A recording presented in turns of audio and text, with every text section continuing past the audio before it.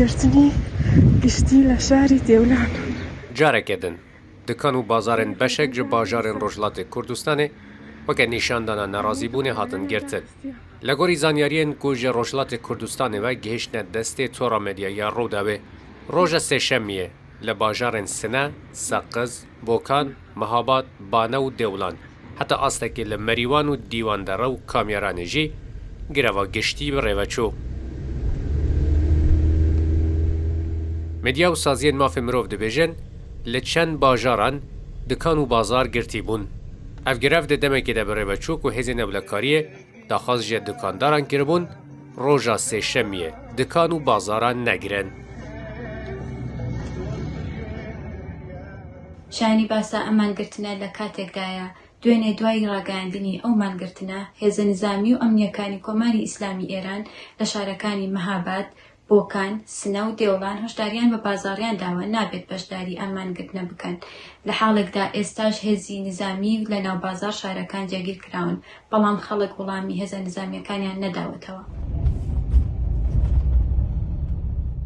Ev girevgirtin li ser daxwaza beşek ji partiyên Rojhilatê Kurdistanê û hejmarek ji saziyên mafê mirov dijî bedarvekirina çar girtiyên siyasiyên Kurd bi rêveçû.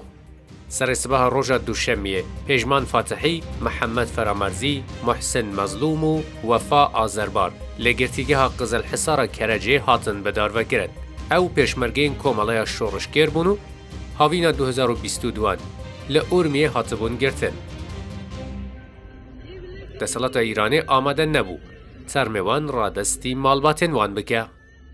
ڕێوڕسمی پرسە و سەرخۆشی ئەم چوار شەهیدە سەربەرزەی کوردستان لە شارەکانی بۆکان، مەهاباد، دێگولان و کامیاران بەڕێوە چوو و بە بەشداری خەڵکێکی زۆر کە هاوسۆزی و هاوخەمی خۆیان لەگەڵ ئەم بنەماڵە شەهیدانە دەربڕی و ئاماژە بەوەش بکەم کە بنەماڵەکان و بەتایبەت دایکەکان لەم ڕێوڕسمەدا دروشمی شەهید نامرێتیان سەردا و ئاماژەیان بەوە کرد کە ئێمە ڕۆڵەکانمان پێشکەشی کوردستان کردووە، ئێمە سەربەرزین.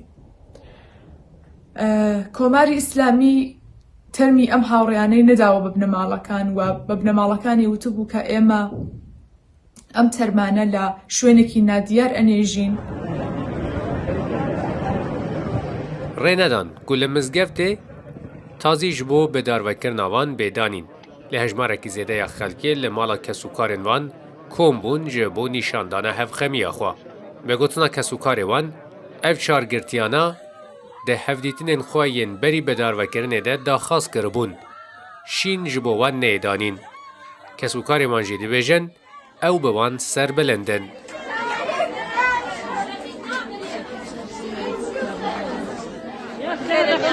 شهيد سربرزي خيرين سرت جوانم خسردانا نوينين بوانا خوي كردستانا الله بنشت شاخي تناغايا شو سردانا نويني بو عالمي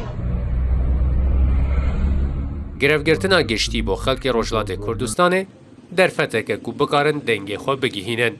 Gelek caran bi vê rêyê peyama xwe gihandine desthelata Îranê.